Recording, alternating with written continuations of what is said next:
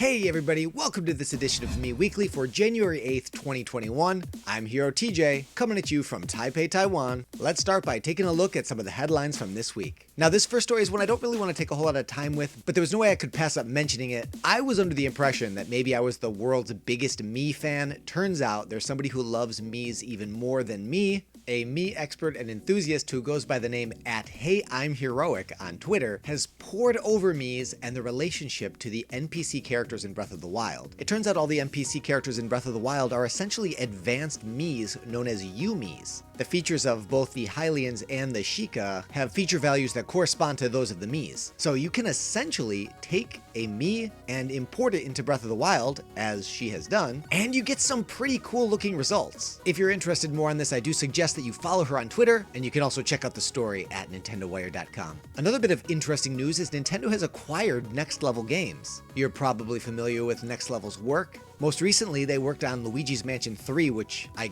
gushed over in last week's episode. They're also responsible for the Mario Strikers games. I know I had a ton of fun with those, but their most compelling contribution to Nintendo's library for me is Punch-Out for Wii. This is such a fantastic game.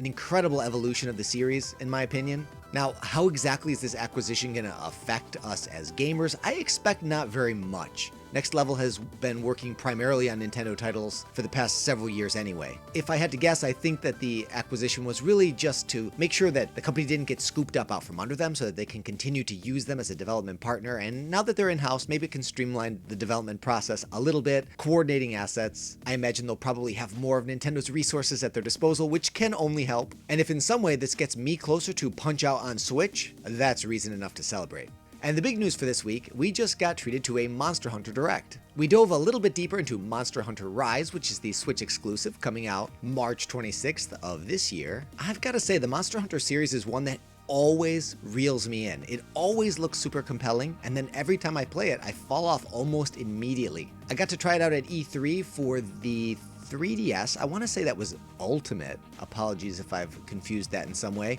And I got to try it out on the Switch for Monster Hunter Generations. I think what bothers me the most is every time I'm attacking these bad guys, I have such conflicting emotions about it. It kind of feels like I'm the bully. I'm going into their land, beating them up. Whereas if I had just left them alone, they probably would have been just fine. And the only reason why we're even fighting in the first place is because I kind of provoked this conflict. Now, maybe there's more to the story that I'm unaware of. Maybe they are some kind of looming threat to the village. I just don't like going out and attacking these creatures for no good reason. And then even if I could get around that, they seem like these colossal damage sponges where you could just hit them time and time again, and it doesn't really seem to impact their movement or their physics in any way. So they just continue to eat all these attacks, and you really have no idea about whether or not what you're doing is even hurting them. So that's always been a real big turnoff to me, but watching this trailer and going back to the first trailer that we saw where this game was first revealed, it looks kind of awesome. That little wire bug thing that they have going on makes traversal look like a ton of fun. And you can climb on everything, which kind of gives me some Breath of the Wild vibes. Plus, who doesn't want to ride around on some awesome huge dog? That to me is probably the most compelling reason to want to play. And maybe the coolest thing is there is a free demo that releases today. I have tried to play it, but unfortunately I can't seem to convince the eShop to let me download it. I clicked the download button a few times, but to no success. And now I can't seem to get the eShop to open at all, so I'm sure they'll work it out in a little bit. It's just undergoing some maintenance. But I am excited to give it a try. Curious to know your thoughts on this. Are you a Monster Hunter fan? Have you been playing the Monster Hunter series? Is this a good place for a noob like me to jump in? Are you excited for what Rise has to offer from what you've seen so far? I'm going to give this demo a try as soon as I have a chance, and maybe we'll talk about it a little bit more next time. Now playing, I haven't really had a whole lot of time to play games this week, but Smash Bros. Did announce a Hyrule Warriors Age of Calamity Spirit event where you can acquire 3 new spirits from Hyrule Warriors Age of Calamity that have traveled from another time straight to the spirit board in Smash Bros. I cannot resist keeping that collection complete. So just a little bit earlier today, I jumped in there and I had an opportunity to acquire all 3 of these, the diminutive Guardian, Impa, Age of Calamity variety, and finally Master Koga.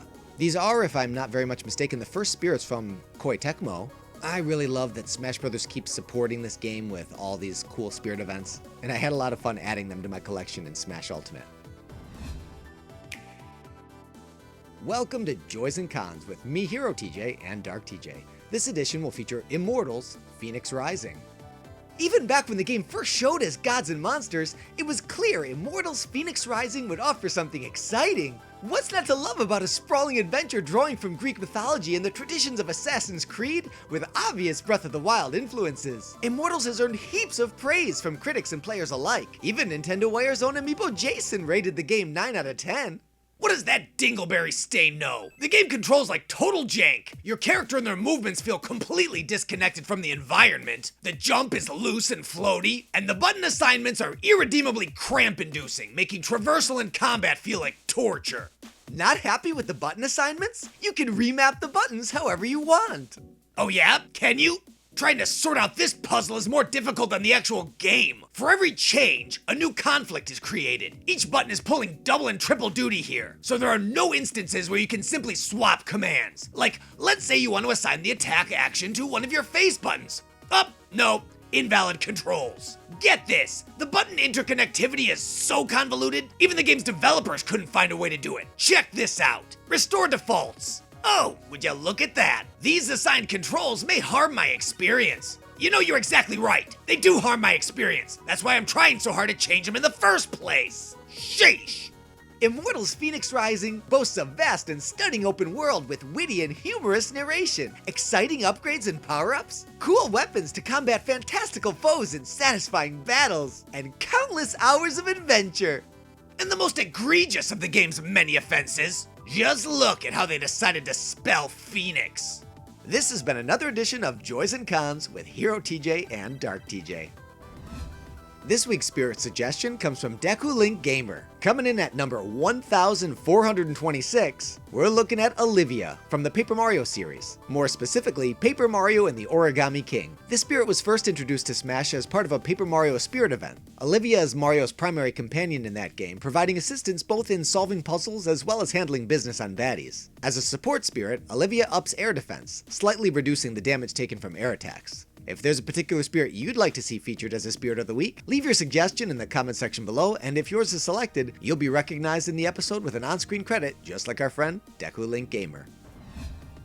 As we all know, this is Legend of Zelda's 35th anniversary year, and there's lots of reasons to expect that Nintendo might do something special. Will we see Breath of the Wild 2? Maybe Switch ports of Wind Waker HD or Twilight Princess? Are we finally going to see that fabled Skyward Sword HD? Or will it be something totally unexpected? So my question for you is, what are you hoping to see from Nintendo in celebration of Zelda's 35th anniversary? I've played every Legend of Zelda game there is, and I find myself asking, what kind of Zelda experience would I really like to have now? You might have heard me mention this on my podcast that I do with Amiibo Jason, the Nintendo Wirecast, and I know this is a little bit out there, but I would love to see a Legend of Zelda 2D platformer, kind of in the vein of Shovel Knight, Ori and the Will of the Wisps, or Hollow Knight. We've got to explore Hyrule in all kinds of different ways, but some sort of non-linear, combat-centric, action-adventure platformer with Metroidvania kind of character progression is exactly the kind of game I'd love to play. Now it's your turn. Head over to that comment section and share your thoughts. That does it for this edition of Mii Weekly.